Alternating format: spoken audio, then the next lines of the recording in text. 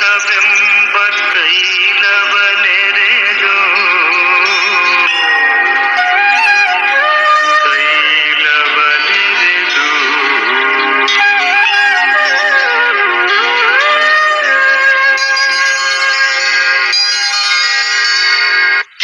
ಕಲ್ಯಾಣವೆಂಬ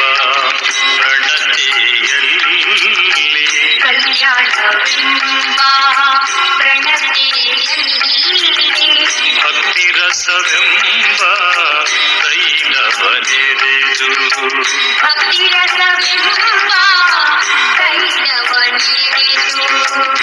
ಕಲ್ಯಾಣವೆಂಬ ಪ್ರಣತೆಯಲ್ಲಿ ಭಕ್ತಿರಸವೆಂಬ. ಓಂ ಶ್ರೀ ಗುರು ಬಸವಲಿಂಗಾಯ ನಮಃ. ಸರ್ವರಿಗೂ ಶರಣ ಶರಣಾರ್ಥಿಗಳು. ವಿಶ್ವಗುರು ಬಸವಣ್ಣನವರು ಪ್ರತಿನಿತ್ಯ 196,000 ಚರಜಂಗಮರನ್ನು ಪ್ರಸಾದ ಮಾಡಿಸಬೇಕು. ಅವರ ನಿಯಮ ಇರ್ತೈತಿ.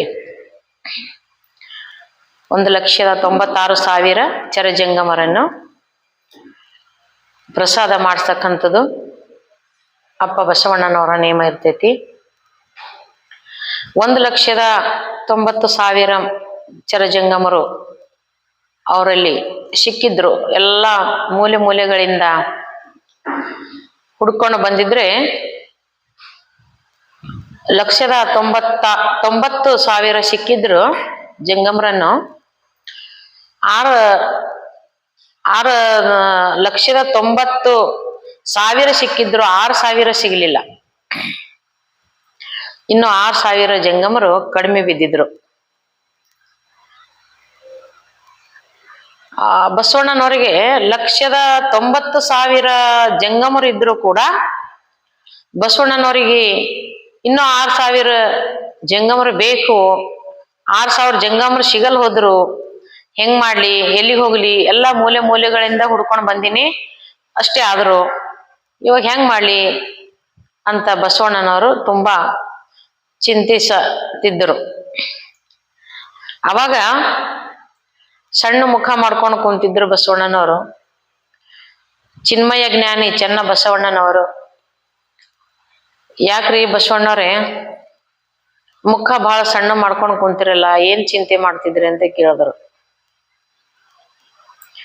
ಆವಾಗ ಬಸವಣ್ಣರಂದ್ರು, ಚೆನ್ನ ಬಸವ, ನನಗೆ 1,96,000 ಜಂಗಮರನ್ನು ದಿನನಿತ್ಯವೂ ಪ್ರಸಾದ ಮಾಡಿಸ್ತಕ್ಕಂಥದ್ದು ನನ್ನ ನಿಯಮ ಇದೆ. ನನಗೆ 1,90,000 ಸಿಕ್ಕಿದರೆ 6,000 ಜಂಗಮರು ನನಗೆ ಸಿಗಲಿಲ್ಲ, ನಾನು ಹೆಂಗ್ ಮಾಡ್ಲಿ ಅಂತ ಹೇಳಿ ನನಗೆ ಅದೇ ಚಿಂತೆ ಆಗಿದೆ ಅಂತಂದು ಬಸವಣ್ಣನವರು ಚಿನ್ಮಯ ಜ್ಞಾನಿ ಚೆನ್ನ ಬಸವಣ್ಣನವರಿಗೆ ಹೇಳಿದ್ರು. ಚೆನ್ನ ಬಸವಣ್ಣನವ್ರು ಏನಂದ್ರು ಅಂದ್ರೆ, ಅಯ್ಯೋ ಇಷ್ಟೇನಾ, ಇದೇನು ಬಿಡಿ, ನಾನು ಹೇಳ್ತೀನಿ, 6,000 ಜಂಗಮರು ಎಲ್ಲಿ ಸಿಗ್ತಾರಂತ ನಾನು ಹೇಳ್ತೀನಿ, ನೀವು ಹೋಗಿ ಕರೆದುಕೊಂಡು ಬನ್ನಿ ಅಂತ ಹೇಳಿ ಚೆನ್ನ ಬಸವಣ್ಣನವರು ವಿಶ್ವಗುರು ಬಸವಣ್ಣನವರಿಗೆ ಹೇಳಿದ್ರು. ಅದಕ್ಕೆ 6,000 ಜಂಗಮರನ್ನು ಎಲ್ಲಿ ಸಿಗ್ತಾರಪ್ಪ ಅಂತ ಕೇಳಿದ್ರೆ, ಕಾಶ್ಮೀರ ರಾಜ್ಯದಲ್ಲಿ ಮಾಂಡವ್ಯಪುರದಲ್ಲಿ ಅವರು ಒಡೆಯರು, ಮಾಂಡವ್ಯಪುರದ ಒಡೆಯರು ಮಹಾದೇವ ಭೂಪಾಲ ಅಂತ ಹೇಳ್ಬಿಟ್ಟು ಅಲ್ಲಿದ್ದಾರೆ. ಅವ್ರ ಹತ್ರ ಹೋಗಿದ್ರೆ 6,000 ಜಂಗಮರನ್ನು ಸಿಗ್ತಾರ ಅಂತ ಹೇಳಿ ಚನ್ನಬಸವಣ್ಣನವ್ರು ಹೇಳಿದ್ರು. ಹಾಗೆ ಆಗ್ಲಿ ಅಂತ ಹೇಳಿ ಬಸವಣ್ಣನವರು ಒಂದು ಪ್ಲಾನ್ ಮಾಡಿದ್ರು, ಹೆಂಗ್ ಹೋಗ್ಬೇಕಪ್ಪ ಅಲ್ಲಿಗೆ ಅಂತಂದು. ಒಂದು ಪ್ಲಾನ್ ಮಾಡಿ ಏನ್ ಮಾಡಿದ್ರು, ನಮ್ಮ ಭಾರತದ ಮಸಾಲ ಸಾಮಾನು ಇದ್ದಂಗ ಯಾವ ಕಡೆನೂ ಮಸಾಲೆ ಸಿಗೋದಿಲ್ಲಂತೆ. ಭಾರತದಲ್ಲಿ ಅಡಿಗೆ ಮಸಾಲ ಸಾಮಾನು ಆ ಕಡೆ ಸಿಗೋದಿಲ್ಲ ಅಂತ ಹೇಳಿಬಿಟ್ಟು ಬಸವಣ್ಣನವರು ಎಲ್ಲ ಜಗ್ಗ ಮಸಾಲ ಸಾಮಾನು ತಗೊಂಡು ತಲೆ ಮೇಲೆ ಒಂದು ಗಂಟು, ಈ ಬಗಲಿಗೊಂದು ಜೋಳಿಗೆಗಳು ತುಂಬಿಕೊಂಡು ಮಸಾಲ ಸಾಮಾನು ತುಂಬಿಕೊಂಡು ಅವರು ಕಾಶ್ಮೀರ ರಾಜ್ಯಕ್ಕೆ ಹೋಗ್ಬಿಟ್ರು. ಅಲ್ಲಿ ಊರ್ ಕೊನೆಗೆ ಹೋಗಿ ಒಂದು ಟೆಂಟ್ ಹಾಕಿ ಒಂದು ಡೇರೆ ಹೊಡ್ಕೊಂಡು ಬಸವಣ್ಣನವರಲ್ಲಿ ಅಂದು ಕೂತಿದ್ರು. ಮರನೇ ದಿವಸ ಅಡಿಗೆ ಮಾಡಬೇಕು. ಚೆನ್ನಾಗಿ ಮಸಾಲ ಹಾಕಿ ಚೆನ್ನಾಗಿ ಘಮ ಘಮ ಅಡಿಗೆ ಮಾಡಿ 6,000 ಜಂಗಮರನ್ನು ಬಿನ್ನಕ್ಕೆ ಹೇಳ್ಬೇಕಂತ ಹೇಳಿ ಮರನೇ ದಿವಸ ಚೆನ್ನಾಗಿ ಅಡಿಗೆ ಮಾಡಿ ತಾನೇ ಮಾಡಿ ಬಸವಣ್ಣನವರು 6,000 ಜಂಗಮರನ್ನು ಬಿನ್ನಕ್ಕೆ ಹೇಳಿ ಬಂದ್ರು. 6,000 ಜಂಗಮರನ್ನು ಮಾದೇವ ಭೂಪಾಲ್ ಅವ್ರ ಮನೆಗೆ ಊಟಕ್ಕೆ ಹೋಗ್ಲಿಲ್ಲ ಅವತ್ತು. ಇವ್ರ ಮನೆಗೆ ಬಂದ್ಬಿಟ್ರು. ಈ ಬಸವಣ್ಣನವರ ಟೆಂಟ್ ಹಾಕಿದಲ್ಲಿ ಬಂದ್ಬಿಟ್ರು. ಆವಾಗ ಅಡಿಗೆ ಊಟ ಮಾಡಿದ್ರು. 6,000 ಜಂಗಮರು ಆನಂದ ಊಟ ಮಾಡಿ ಆನಂದ ತೃಪ್ತಿ ಆದರು. ಇಂಥ ಅಡಿಗೆ ಎಲ್ಲಿ ಸಿಗೋದಿಲ್ಲ, ಇಂಥ ಊಟ ಎಲ್ಲಿ ಸಿಗೋದಿಲ್ಲ. ಇವ್ರು ಯಾರೋ ಏನೋ ಬಂದು ನಮ್ಮನ್ನ ಬಹಳಷ್ಟು ರುಚಿಯಾದಂತ ಅಡಿಗೆ ಮಾಡಿಸಿದ್ರು. ರುಚಿಯಾದಂತ ಅಡಿಗೆ ನಮ್ಮನ್ನ ಉಣಬಡಿಸಿದ್ರು ಅಂತ ಹೇಳಿ ಅವ್ರೇನ್ ಮಾಡಿದ್ರು, 6,000 ಜಂಗಮರನ್ನು ಬಹಳಷ್ಟು ತೃಪ್ತಿ ಪಟ್ಟು ಆ ತೃಪ್ತಿ ಹೊಗಳ್ಕೊಂತ ಹೋದ್ರು. ಎಷ್ಟು ಚೆನ್ನಾಗಿ ಅಡಿಗೆ ಮಾಡ್ಯಾರ ಇವ್ರು ಯಾರೋ ಬಂದು ನಮ್ಮ ಜಂಗಮರನ್ನ ಎಷ್ಟು ತೃಪ್ತಿ ಪಡಿಸ್ಯಾರ. ಈ ಅಡಿಗೆ ಈ ಮೃಷ್ಟಾನ್ನ ಭೋಜನವನ್ನು ನಾನು ಯಾವತ್ತೂ ಉಂಡಿಲ್ಲ, ಇವತ್ತು ಉಂಡೆವು. ಇವತ್ತು ಆನಂದ ನಮಗ್ ತುಂಬಾ ಆನಂದ ಆಯ್ತು, ಬಹಳ ಸಂತೋಷ ಆಯ್ತು ಅಂತ ಹೇಳಿ ಏನ್ ಮಾಡಿದ್ರು, ಅವ್ರ 6,000 ಜಂಗಮರು ಈ ಅಡಿಗೆ ಮಾಡ್ತಕ್ಕಂತ ಮಾಲಕರಿಗೆ ಹೊಗಳ್ಕೊತ ಹೊಂಟ್ರು. ಹೋಗಿ ಏನ್ ಮಾಡಿದ್ರು, ಮರನೇ ದಿವಸ ಮತ್ತೆ ಅವ್ರಿಗೆ ಕರೀಲಿಲ್ಲ ಅಂದ್ರೂ ಮತ್ತೆ ಅಲ್ಲಿಗೆ ಬಿನ್ನಕ್ಕೆ ಬಂದ್ಬಿಟ್ರು. ಅವರಿಗೆ ಅವತ್ತು ಕರೀಲೇ ಇಲ್ಲ. ಅಷ್ಟು ರುಚಿ ಅಡಿಗೆ ಊಟ ಮಾಡಿ ಹೋಗಿ ಅವ್ರಿಗೆ ಏನನ್ನಿಸ್ತು, ಮರ್ದಿನ ಕರೀಲಿ ಹೋದ್ರೂ ಕೂಡ ನಾವೇ ಹೋಗರಿ ಅಂತ ಹೇಳಿ ಹೋಗಿ ಮರನೇ ದಿವಸ ಮತ್ತೆ ತಾವ ಬಂದು ನಮಗ್ ಪ್ರಸಾದ ಕೊಡ್ರಿ ಅಂತ ಕೇಳಿದ್ರು. ಅವರಿಗೆ ಬಹಳ ಸಂತೋಷ ಆಯ್ತು ಬಸವಣ್ಣನವರಿಗೆ. ಅದು ತುಂಬಾ ಅವರಿಗೆಲ್ಲ ಮೃಷ್ಟಾನ್ನ ಭೋಜನವನ್ನು ಪಂಚಪಕ್ವಾನ್ ಅಡಿಗೆ ಮಾಡಿ ಅವರಿಗೆಲ್ಲ ಸಂತೋಷಲಿಂದ ಸಂತೃಪ್ತಿಲಿಂದ ಅಷ್ಟು 6,000 ಜಂಗಮರನ್ನ ಉಣಬಡಿಸಿದ್ರು ಬಸವಣ್ಣನವರು. ಅದೇ ರೀತಿ 1 ದಿವಸ ಆಯ್ತು, 2 ದಿವಸ ಆಯ್ತು, 3 ದಿವಸ ಆಯ್ತು, 15 ದಿವಸವರೆಗೂ ಮೃಷ್ಟಾನ್ನ ಭೋಜನವನ್ನು ದಿವಸ ಅಪ್ಪ ಅವರು ಮಾಡ್ಬೇಕು ಬಸವಣ್ಣನವರು. ಅವ್ರು 6,000 ಜಂಗಮರು ಕರಿಲಾರ್ದೇನೆ ಪ್ರಸಾದಕ್ಕೆ ಬರ್ಬೇಕು, ಪ್ರಸಾದ ಮಾಡಿ ಹೋಗ್ಬೇಕು, ಆನಂದ ಪ್ರಸಾದ ಆಯ್ತು ಅಂತ ಹೇಳ್ಕೊಂಡು ಈ ಅಡಿಗೆ ಮಾಡ್ತಕ್ಕಂಥವ್ರು ಎಂತ ಅಡಿಗೆ ಮಾಡ್ಯಾರ, ಏನೇನ್ ತಂದು ಹಾಕ್ಯಾರ, ಇಂಥ ಅಡಿಗೆ ಎಂದೂ ಊಟ ಮಾಡಿಲ್ಲ ನಾವು, ಬಹಳಷ್ಟು ನಮಗ ಆನಂದ ಸಂತೃಪ್ತಿ ಮಾಡ್ತಾ ಇದ್ದಾರೆ ಅವರು. ಆದ್ರೆ ಈ ಅಡಿಗೆ ಬಿಡಬಾರ್ದು, ಈ ಅಡಿಗೆ ಮಾಡ್ತಕ್ಕಂಥ ವ್ಯಕ್ತಿಗೂ ನಾವು ಬಿಡಬಾರ್ದು ಅನ್ಕೋತ ಅವ್ರು ಹೋದ್ರು.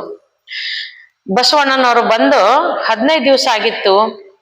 ಮತ್ತ ಕಲ್ಯಾಣ ಕಡೆ ಏನೇನ್ ನಡೀತೋ ಏನೇನಿಲ್ಲೋ, ಹೋಗ್ಬೇಕು ಕಲ್ಯಾಣಕ್ಕಂತ ಮನಸ್ಸಾಯ್ತು. ಮನಸ್ಸಾಗಿ ಮರನೇ ದಿವಸ ಮತ್ತೆ 6,000 ಜಂಗಮರನ್ನು ಪ್ರಸಾದಕ್ಕೆ ಬಂದ್ರು. ಅವರಿಗೆಲ್ಲ ಅಡಿಗೆ ಮಾಡಿ ಪ್ರಸಾದ ಊಟಕ್ಕೆ ಬಡಿಸಿ ಅವ್ರದೆಲ್ಲ ಆನಂದ ಆದ್ಮೇಲೆ ಅಪ್ಪ ಅವರು ಕೇಳ್ತಾರೆ, ನಾವು ಬಂದು 15 ದಿವಸ ಆಯ್ತು, ನಾವು ಹೋಗ್ಬೇಕಿನ್ನ, ನಾವು ಹೊರಡ್ತೀವಿ ಅಂತಂದ್ರು. 6,000 ಜಂಗಮರಂದ್ರು, ನೀವು ಹೊರಡಿದ್ರೆ ನಮ್ ಗತಿ ಏನು, ನಾವ್ ಹೆಂಗ್ ನಿನ್ನ ಬಿಡ್ತೀವಿ, ಇಷ್ಟು ದಿವಸ ನಮ್ಮನ್ನ ಇಷ್ಟು ರುಚಿಯಾದ ಅಡಿಗೆ ಮಾಡಿ ಹಾಕಿದ್ರಿ, ಇವಾಗ ನಿಮ್ಮನ್ನ ಬಿಟ್ಟರ ನಮ್ದು ಏನ್ ಪರಿಸ್ಥಿತಿ ಆಗತೈತಿ, ನಾವು ಬಿಡಂಗಿಲ್ಲ ನಿಮ್ಗೆ ಹೋಗ್ಲಕ್ಕೆ ಅಂತ ಹೇಳಿ 6,000 ಜಂಗಮರನ್ನು ಇದೇ ಶಬ್ದ ನೋಡಿದರು. ಆದ್ರೆ ಏನಾಯ್ತು ಅಂತಂದ್ರೆ, ಹೆಂಗಾದ್ರೆ ನಾವು ಹೋಗ್ಲೇಬೇಕು, ನಿಮ್ಗಂತೂ ಇಂಥ ಅಡಿಗೆ ಬೇಕಾ, ಈ ಪಂಚಪಕ್ವಾನ್ ಅಡಿಗೆ ಬೇಕೇ ಅಂತಂದಿದ್ರೆ ನಾನು ಹಿಂದೆ ಬನ್ನಿ ಅಂತ ಕೇಳ್ಕೊಂಡ್ರು. ಆಯ್ತು, ನೀವು ಎಲ್ಲಿದ್ರು ಅಲ್ಲಿಗೆ ಬರ್ತೀವಿ, ನಾವು ಮಾತ್ರ ನಿಮಗೆ ಬಿಟ್ಟಿರಕ್ ಸಾಧ್ಯ ಇಲ್ಲ ಅಂತ ಹೇಳಿ ಜಂಗಮರಿಗೆ ಏನು ಪ್ರೀತಿ ಅಂತಂದಿದ್ರೆ, ವಿಷ್ಣುಗೆ ಅಲಂಕಾರ ಪ್ರೀತಿ ಅಂತೆ, ಸೂರ್ಯನಿಗೆ ನಮಸ್ಕಾರ ಪ್ರೀತಿ ಅಂತೆ, ಜಂಗಮರಿಗೆ ಭೋಜನ ಪ್ರೀತಿ ಅಂತೆ. ಭೋಜನ ಪ್ರಿಯ ಜಂಗಮ ಅಂತ ಹೇಳ್ತಾರೆ. ಭೋಜನ ಅಂದ್ರೆ ತುಂಬಾ ಪ್ರೀತಿ ಜಂಗಮರಿಗೆ ಅಂತ ಹೇಳ್ತಾರೆ. ಅದಕ್ಕ 6,000 ಜಂಗಮರನ್ನು ಬಸವಣ್ಣನವ್ರ ಜೊತೆಗೆ ನಾವು ಬರ್ತೀವಿ ಅಂತ ಹಿಂಬಳೆತ್ತಿ ಬಿಟ್ರು. ಆಯ್ತು ಬನ್ನಿ ಅಂತ ಹೇಳಿ ಬಸವಣ್ಣವ್ರಿಗರ ಅದೇ ಬೇಕಾಗಿತ್ತು. 6,000 ಜಂಗಮರನ್ನು ಕರೆದುಕೊಂಡು ಬಸವ ಕಲ್ಯಾಣ ಪ್ರವೇಶ ಮಾಡಿದ್ರು. ಬಸವ ಕಲ್ಯಾಣಕ್ಕೆ ಹೋದ್ರು. ಆ ಬಸವ ಕಲ್ಯಾಣ ಇನ್ನು ಮುಂದದ ಅಂತಂದ್ರೆ ಹಿಂದಿನಿಂದನೇ ಬಸವ ಕಲ್ಯಾಣ ಪ್ರವೇಶ ಮಾಡ್ಬೇಕಾಗಿದ್ರೆ 6,000 ಜಂಗಮರಿಗೆ ಏನ್ ಅನಿಸ್ತಿತ್ತು ಕಲ್ಯಾಣ ನೋಡಿ ಅಂದ್ರ ಅದ್ಭುತ ಕಲ್ಯಾಣ. ಓಣಿಗಿ ದಾರಿಗೆ ರೋಡಿಗಿ ಎಲ್ಲ ಶರಣು ಬನ್ನಿ, ಶರಣು ಶರಣಾರ್ಥಿಗಳು ಅಂತಂದು ಇಂಥವೆಲ್ಲ ಪದಗಳು ಬರ್ದಿದ್ದಾರೆ ಅಲ್ಲ. ಅದಕ್ಕೆ ಇದು ನೋಡಿ ನಮ್ಗೆ ಹೆಂಗೆ ತುಂಬಾ ಸಂತೋಷ ಆಯ್ತು ಅಂತ 6,000 ಜಂಗಮರನ್ನು ಆನಂದದಿಂದ ಬಸವಣ್ಣನವ್ರ ಜೊತೆಗೆ ಮಾತಾಡ್ಕೊಂತ ಹೊಂಟ್ಬಿಟ್ರು. ಬಸವಣ್ಣನವರು ಬಸವ ಕಲ್ಯಾಣಕ್ಕೂ ಹೋಗಿ ಮಹಾಮನೆಯಲ್ಲಿ 1,96,000 ಜಂಗಮರು ಪೂರ್ಣ ಭರ್ತಿ ಆದರು. ಅವರಿಗೆ 1,96,000 ಜಂಗಮರು ಪೂರ್ತಿ ಅವರಿಗೆ ಮನಸ್ಫೂರ್ತಿಕಾಯ್ತು. ಅಷ್ಟು ಮಂದಿ ಭರ್ತಿ ಆದರು. ಅವರಿಗೆ ದಿನನಿತ್ಯ ಗುರುಲಿಂಗ ಜಂಗಮರ ಸೇವೆ ಪೂಜೆ ಅವರಿಗೆ ಪ್ರಸಾದ ಮಾಡ್ಕೊತ ಅಪ್ಪ ಬಸವಣ್ಣನವರು ಸಂತೋಷದಿಂದ ಕಾಲ ಕಳೀತಿದ್ರು. ಆ ಜಂಗಮರು ಕೂಡ ಅಷ್ಟು ಮಂದಿ ಜಂಗಮರು ಕೂಡ ಆನಂದ ಸಂತೋಷದಿಂದ ಕಾಲ ಕಳೀತಿದ್ರು ಬಸವ ಕಲ್ಯಾಣದಲ್ಲಿ. ಶಿವಾನುಭವ ಗೋಷ್ಠಿಗೆ ಹೋಗೋದು, ಶಿವಾನುಭವ ಕೇಳೋದು, ಆನಂದ ಸರಿ ಒಳ್ಳೊಳ್ಳೆ ರುಚಿ ಆದಂತ ಅಡಿಗೆ ಪ್ರಸಾದ ಮಾಡೋದು, ಮತ್ತ ಜಂಗಮರಿಗೆ ಏನ್ ಬೇಕು ಇದಕ್ಕಿಂತ ಹೆಚ್ಚಿಂದು ಇಷ್ಟೆಲ್ಲ ಮಾಡ್ಕೋತಿದ್ರು. ಮಾದೇವ ಭೂಪಾಲನಿಗೆ ಅಲ್ಲಿ ಚಿಂತೆ ಆಯ್ತು. 6,000 ಜಂಗಮರು ಎಲ್ಲಿ ಹೋದ್ರು, ನನ್ನ 6,000 ಜಂಗಮರು ಎಲ್ಲಿ ಹೋದ್ರು? ಜಂಗಮ ಪ್ರಿಯ ಯಾರು ಅಂತಂದ್ರೆ ಕಲ್ಯಾಣದ ಬಸವಣ್ಣ ಬಿಟ್ರೆ ಜಂಗಮ ಪ್ರಿಯ ಯಾರು ಇಲ್ಲ. ಎಲ್ಲರೂ ಒಂದ್ ದಿವಸ ಬಂದಿದ್ರೆ ಊಟಕ್ಕೆ ಹಾಕ್ಲಕ್ಕೆ ಬೇಜಾರು ಮಾಡ್ಕೋತಾರೆ. ಆದ್ರ ಕಿಡ್ನಾಪ್ ಮಾಡ್ಕೊಂಡು ಹೋಗಿ ಪ್ರಸಾದ ಕೊಡ್ತಾರಂದ್ರೆ ಯಾರು ಕಲ್ಯಾಣ ಬಸವಣ್ಣಗ್ ಬಿಟ್ರು ಮತ್ತಾರ್ಲಿಂದ ಸಾಧ್ಯ ಇಲ್ಲ. ಅದಕ್ಕಾಗಿ ನನ್ನ 6,000 ಜಂಗಮರಿಗೆ ಕಲ್ಯಾಣ ಬಸವಣ್ಣನೇ ಕಿಡ್ನಾಪ್ ಮಾಡ್ಕೊಂಡು ಹೋಗ್ಯಾನ, ಅವನನ್ನ ಬಿಡಬಾರ್ದು ಅಂತ ಹೇಳಿ ಮಾದೇವ ಭೂಪಾಲನಿಗೆ ಅತಿಶ ಕೋಪ ಬಂದ್ಬಿಡ್ತು. ಬಹಳಷ್ಟು ಕೋಪ ಬಂದ್ಬಿಡ್ತು. ಕೋಪ ಬಂದ್ಬಿಟ್ಟು ಏನ್ ಮಾಡ್ತಾನ ಅಂತಂದ್ರೆ ಅವನ ಹತ್ರ ಚೂರಿ ಚಿಕ್ಕಣ್ಣ ಅಂತ ಹೇಳಿ ಒಬ್ಬ ಕೊಲೆಗಡಕ, ಚೂರಿ ಚಿಕ್ಕಣ್ಣನಿಗೆ ಫೋನ್ ಮಾಡ್ತಾನೆ. ಬಾಪ ನೀ ಇಲ್ಲಿಗೆ ಬಾ ಅಂತ ಹೇಳಿ ಕರ್ಸಿ ರಾಜದೇವಡಿ ಕರ್ಸಿ ಹೇಳ್ತಾನೆ, ನೋಡು ನನ್ನ 6,000 ಜಂಗಮರನ್ನ ಬಸವಣ್ಣ ಕಿಡ್ನಾಪ್ ಮಾಡ್ಕೊಂಡು ಹೋಗ್ಯಾನ, ಆ ಬಸವಣ್ಣನ ನೀ ಹೋಗಿ ಚೂರಿ ಹಾಕಿ ಬಾ, ಬಿಡಬಾರ್ದು ಅಂತ ಹೇಳಿ ಆ ಕೊಲೆಗಡಕ ಹೇಳ್ತಾನ. ಹೇಳೋದನ್ನು ಕಿಡಿಕೆಗಿಂದ ತಂಗಿ ಮಾದೇವ ಭೂಪಾಲನ ತಂಗಿ ಬೋಂತದೇವಿ ಅವರನ್ನ ಕೇಳಿಸ್ಕೊತಾರೆ.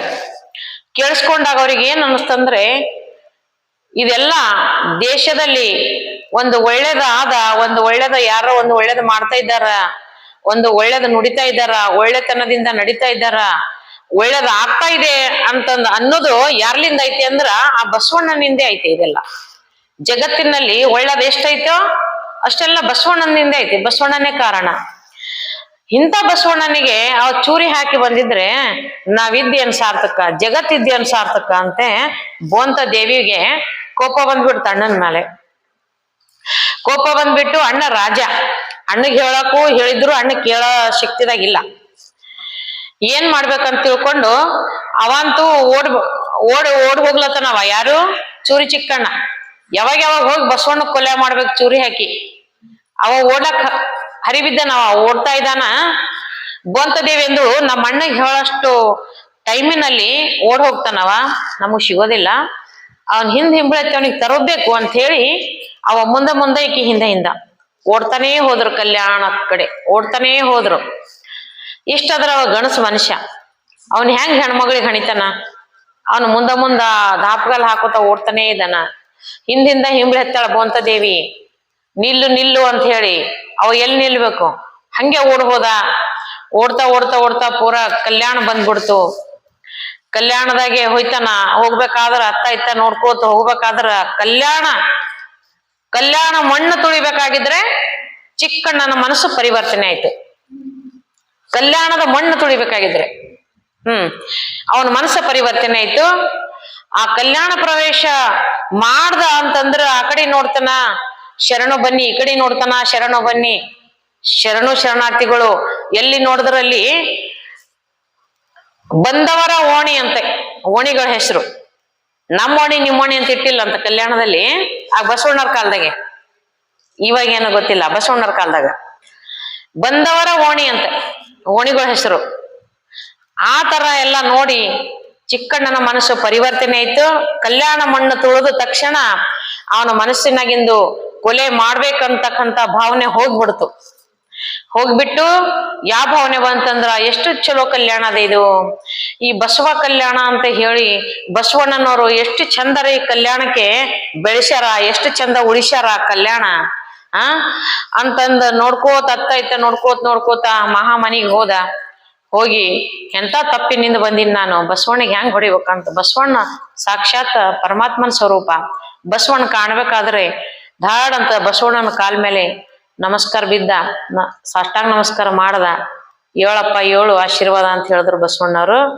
ಆದ್ರೆ ಅವನ ಮನಸ್ಸಿನಾಗ ಏನಿತ್ತು, ಬಸವಣ್ಣನಿಗೆ ಕೊಲೆ ಮಾಡ್ಬೇಕಂತ ಹೋಗಿದ್ನಲ್ಲ, ಆ ಕಲ್ಯಾಣ ನೋಡೋಣ ಮನಸ್ಸು ಪರಿವರ್ತನೆ ಆಯ್ತು, ಬಸವಣ್ಣಗ್ ನೋಡೋಣ ಇನ್ನಿಷ್ಟು ಪರಿವರ್ತನೆ ಆಯ್ತು, ನಾನು ತಪ್ಪು ಮಾಡಿದೆ ಅಂತ.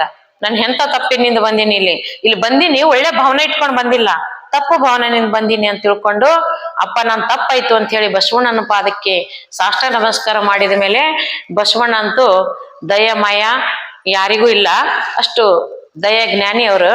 ಅದಕ್ಕೆ ಹೇಳಪ್ಪ, ನೀನ್ ಏನು ತಪ್ಪು ಮಾಡಿದ್ದಿಲ್ಲ, ಅದು ನೀನು ಒಳ್ಳೆವಾಗ್ಬೇಕಂತಂದು ನಿನ್ನ ಹಣೆ ಬಾರ್ದಾಗ ಇಷ್ಟು ವರ್ಷ ತಪ್ಪು ಮಾಡೋದಿತ್ತು, ಮಾಡ್ದೀಯ.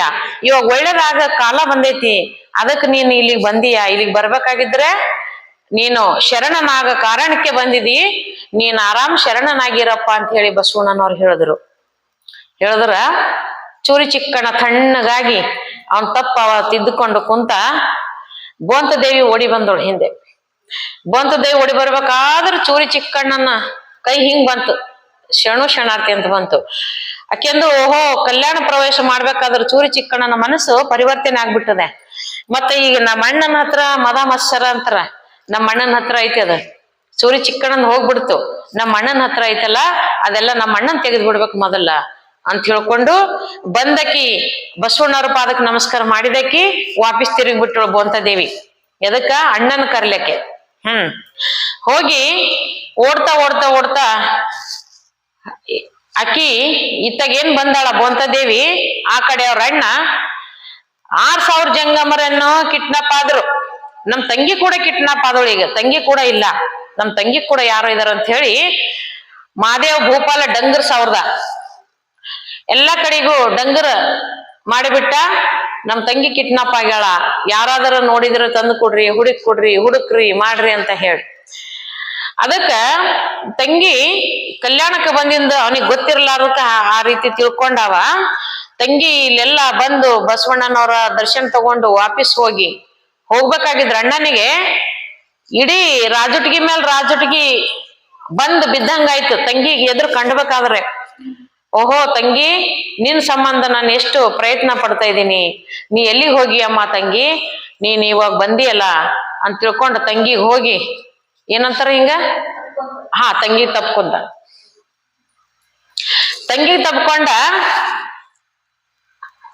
ಅಮ್ಮ ನೀನು ಎಲ್ಲಿಗೆ ಹೋಗೋದ್ ಬೇಕಾಗಿಲ್ಲ, ಇದೆಲ್ಲ ರಾಜುಟಿಗೆ ನಿಂದೆ, ಈ ರಾಜ್ಯನೇ ನೀನು ಕೊಟ್ಟು ಬಿಡ್ತೀನಿ, ನೀ ಎಲ್ಲಿಗೆ ಹೋಗ್ಬೇಡಮ್ಮ, ನೀ ಎಲ್ಲಿಗೆ ಹೋಗಿದೆಯ ನಂಗೆ ಬಿಟ್ಟು ಅಂತಂದಾಗ ಬಹಳ ತಂಗಿ ಮೇಲೆ ಪ್ರೇಮ ಇತ್ತು ಅಣ್ಣಂದು.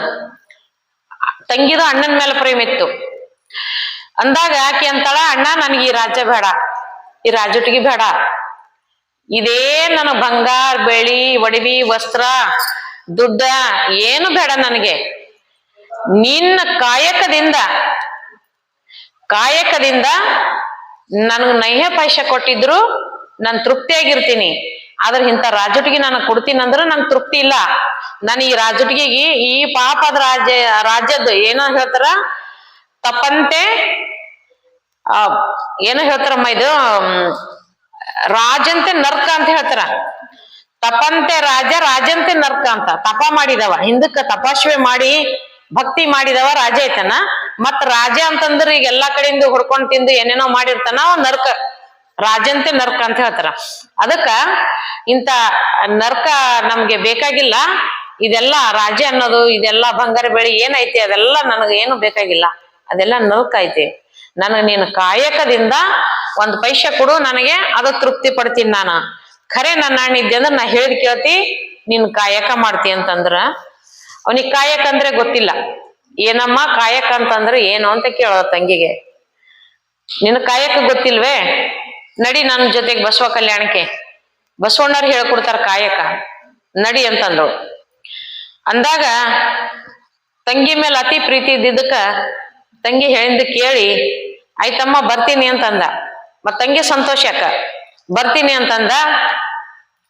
ತನ್ನ ಮಗನ ಕರೆದು ರಾಜ ಸಿಂಹಾಸನ ಮೇಲೆ ಕುಂದ್ರಿಸಿ ತನ್ನ ಪಟ್ಟವನ್ನ ಮಗನಿಗೆ ಕಟ್ಟಿ ಕಿರೀಟವನ್ನ ತೆಗೆದು ಮಗನಿಗಿಟ್ಟು ಆಯ್ತು ನಾನು ಕಲ್ಯಾಣಕ್ಕೆ ಹೋಗಿ ಬರ್ತೀನಿ ಅಂತ ಹೇಳ್ದ.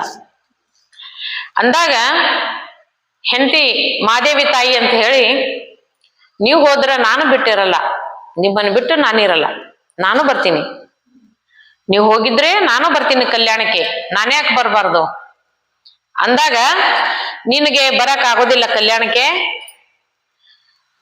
ನೀನು ಎಷ್ಟು ಬ್ಯಾಡಂದ್ರ ಮಾದೇವಿ ತಾಯಿ ಕೇಳೋದೇ ಇಲ್ಲ. ನೀನು ನಡ ರಸ್ತೆಯಲ್ಲಿ ನಿರ್ವಾಣವಾಗಿಯಾ ಅಂತ ಹೇಳಿ ಶಬ್ದ ಬೈತಾರ. ಆದ್ರೂ ಕೂಡ ನಾನ್ ನಿರ್ವಾಣವಾದ್ರೂ ಸಹಿತ ಬರ್ತೀನಿ, ನಾ ಏನಾದ್ರೂ ಸಹಿತ ಬರ್ತೀನಿ, ನನ್ಗೆ ಏನೇ ತೊಂದರೆ ಆದ್ರೂ ನಾ ಬರ್ತೀನಿ. ನೀವ್ ಹೆಂಗಿರ್ತೀರೋ ನಾ ಹಂಗಿರ್ತೀನಿ, ನಿಮ್ ಜೊತೆಗೆ ನಾನು ಕಲ್ಯಾಣಕ್ಕೆ ಬಂದ್ಬಿಡ್ತೀನಿ, ನಾನ್ ಬಿಟ್ಟು ಹೋಗ್ಬೇಡ್ರಿ ಅಂತ ಹೇಳಿ ಗಂಡನಿಗೆ ಬಿಳೆತದೊಳಕಿ. ಗಂಡನಿಗೆ ಜೊತೆಗೆ ನಾನು ಬರ್ತೀನಿ ಅಂತ ಹೊರಟು ಬಿಟ್ಟು ಆದಾಗೆ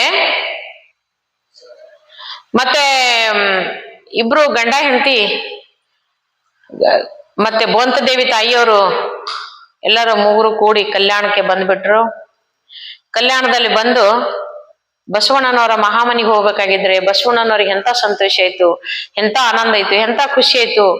ಅಲ್ಲ ಈ ರಾಜ ಎಲ್ಲ ಬಂದ್ರಲ್ಲ ನಂಬಲಿಕ್ಕೆ, ಏನು ಪರಿವರ್ತನೆ ಆಯ್ತು ರಾಜರದೆಲ್ಲ ಅಂತ ತಿಳ್ಕೊಂಡು ತುಂಬಾ ಆನಂದದಿಂದ ತುಂಬಾ ಸಂತೋಷದಿಂದ ಬಸವಣ್ಣನವರು ಬರ ಮಾಡ್ಕೊಂಡ್ರು. ಅವ್ರಿಗೆ ಬಂದ್ರು. ಬಸವಣ್ಣನವ್ರಿಗೆ ನಮ್ದು ದೊಡ್ಡ ತಪ್ಪಾಯ್ತು ಅಂತ ಹೇಳಿ ಸಾಷ್ಟ ನಮಸ್ಕಾರ ಮಾಡಿ ಆಮೇಲೆ ಬಸವಣ್ಣ ಕಾಯಕಂದ್ರೆ ಏನು ನಮಗೆ ತಿಳಿಸ್ಕೊಡ್ರಿ ಅಂತ ಹೇಳಿದ್ರು. ಕಾಯಕಂದ್ರೆ ಇಲ್ಲಿ ಎಲ್ಲ ಶರಣರು 770 ಗಣಗಳ ಶರಣರು ಕಾಯಕನೇ ಮಾಡ್ತಿದಾರ. ಎಲ್ಲರೂ ಒಂದೊಂದು ತಮ್ಗೆ ಏನೇನ್ ಬೇಕು ಅದು ಕಾಯಕ ಮಾಡ್ತಾರೆ. ಅವ್ರದೆಲ್ಲ ನೋಡ್ರಿ. ಕಾಯಕ ಅಂತಂದ್ರೆ ಅದಕ್ಕಂತಾರ ಸತ್ಯ ಶುದ್ಧವಾದ ಕಾಯಕ. ಕೆಲಸ ಬೇರೆ ಕಾಯಕ ಬೇರೆ. ಮತ್ತೆ ಈಗ ಒಂದು ಮಠ ಇರ್ತದೆ. ಆ ಮಠದಾಗ ದಿನ ಸ್ವಾಮಿಗಳಿಗೆ ಹಾಲು ತಂದು ಕೊಡ್ತಾರಲ್ಲ, ಹಾಲು ತಂದು ಕೊಡ್ತಿದ್ರು. ಹಾಲು ತಂದು ಕೊಟ್ಟಾಗೆ ಒಂದ್ ದಿವ್ಸ ಲೇಟ್ ಆಯ್ತಂತೆ. ಲೇಟ್ ಆದ್ರೆ ಅವನಿಗೆ ಕರ್ಸಿ, ಯಾಕಪ್ಪ ಇವತ್ತು ತುಂಬಾ ಲೇಟ್ ಆಯ್ತಲ್ಲ ಹಾಲು ತರ್ಲಕ್ಕ ಅಂತ ಕೇಳಿದ್ರು ಗುರುಗಳು. ಹಾಲು ತರೋನಿಗೆ ಅವನೇನ್ ಹೇಳ್ದ ಅಂದ್ರೆ, ಯಪ್ಪ ನನ್ನ ಹೆಂಡತಿ ನೀರು ಲೇಟ್ ಮಾಡ್ತಂದಾಳ ಅಂತ ಹೇಳ್ದ. ಹಾಲು ತರ್ಲಕ್ ಲೇಟ್ ಆಯ್ತು ಅಂತ ಕೇಳಿದ್ರೆ ನನ್ನ ಹೆಂಡತಿ ನೀರ ಲೇಟ್ ಮಾಡ್ತಂದ್ರು ಯಪ್ಪ ಅಂತಂದವ. ಅವನ್ ಬಾಯಿಗೆ ಬಂದ್ಬಿಡ್ತು. ಹಾಲಲ್ಲಿ ನೀರ್ ಹಾಕಿ ಮಾರ್ತಾರಲ್ಲ, ಹಾಲಿಗೆ ನೀರ್ ಬೆರೆಸಿ ಮಾರಾಟ ಮಾಡ್ತಾರೆ. ಅದು ಏನಂತಾರ ಅಂದ್ರೆ ಕೆಲಸ ಅಂತಾರ ಅದಕ್ಕೆ. ಹಾಲಲ್ಲಿ ನೀರ್ ಹಾಕಿ ಮಾರಿದ್ರೆ ಕೆಲಸ. ಅದು ಹಾಲು ತಂದು ನೀರು ಹಾಕ್ಲಾರ್ದೇನೆ ಮಾರ್ತಾರಲ್ಲ, ಅದಕ್ಕ ಕರ್ತವ್ಯ ಅಂತಾರ. ಕರ್ತವ್ಯ. ಹಾಲಿನಲ್ಲಿ ನೀರು ಹಾಕಿ ಮಾರಿದ್ರೆ ಕೆಲಸ, ಹಾಲಲ್ಲಿ ನೀರು ಬೆರೆಸಿ ಮಾರಿ 4 ರೂಪಾಯಿ ಹೆಚ್ಚಿಗೆ ಬರ್ತಾವ ಅಂತಾರಲ್ಲ. 4 ಲೀಟರ್ ಹಾಲಿದ್ರ ಒಂದ್ 4 ಲೀಟರ್ ನೀರ್ ಹಾಕ್ರಿ 8 ಲೀಟರ್ ಆಯ್ತವ.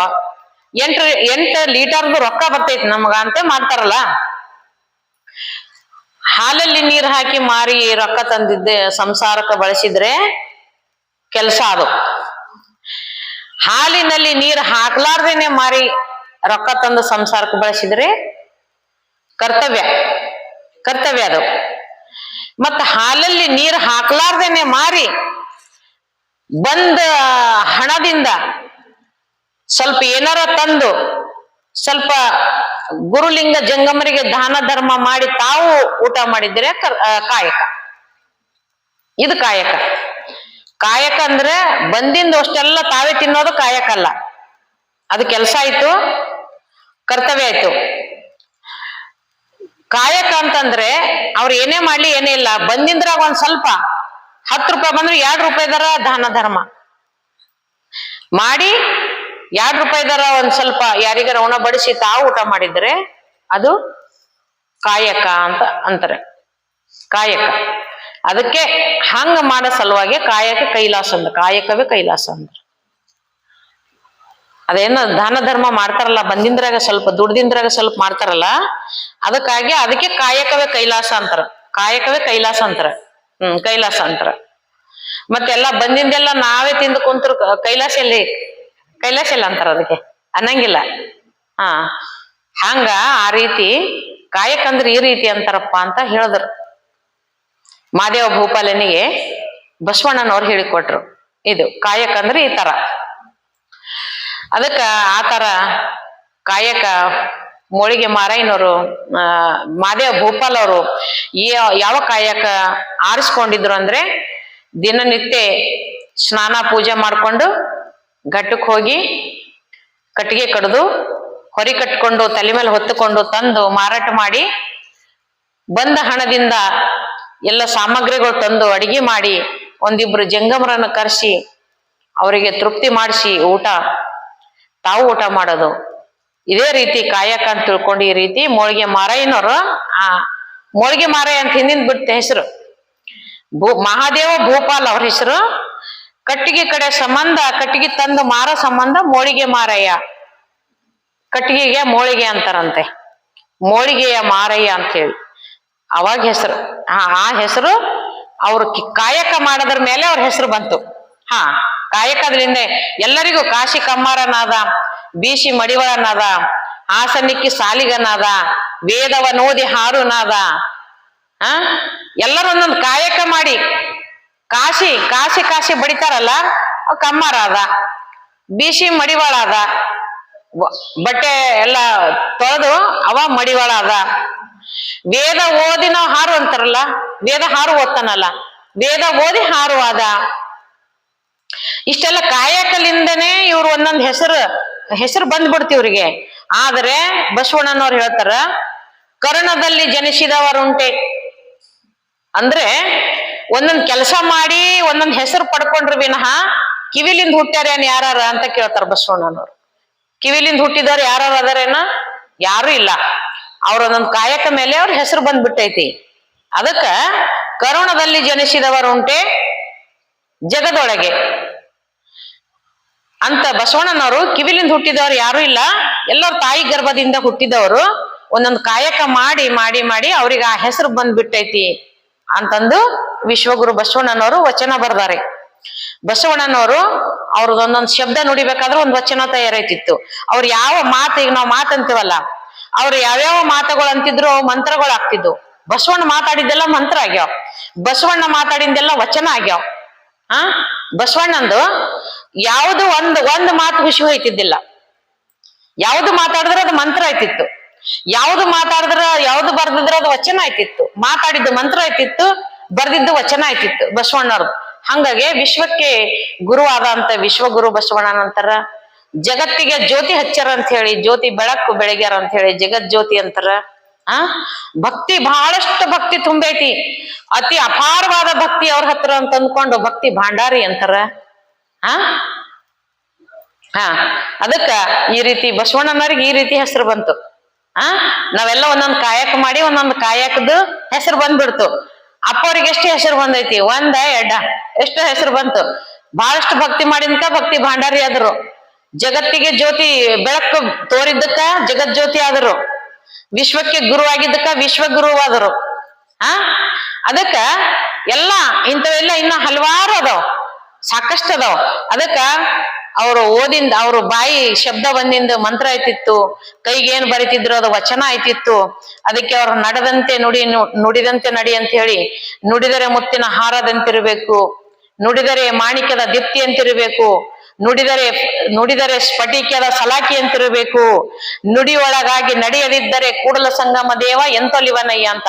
ಅವರು ನುಡಿದಿದ್ದೆಲ್ಲ ಮುತ್ತಿನ ಹಾರದಂತೆ, ನುಡಿದಿದ್ದೆಲ್ಲ ಮಾಣಿಕ್ಯದ ದೀಪ್ತಿ ಅಂತೆ, ನುಡಿದಿದ್ದೆಲ್ಲ ಸ್ಫಟಿಕ್ಯದ ಸಲಾಕಿ ಅಂತೆ ಬಸವಣ್ಣನವರು.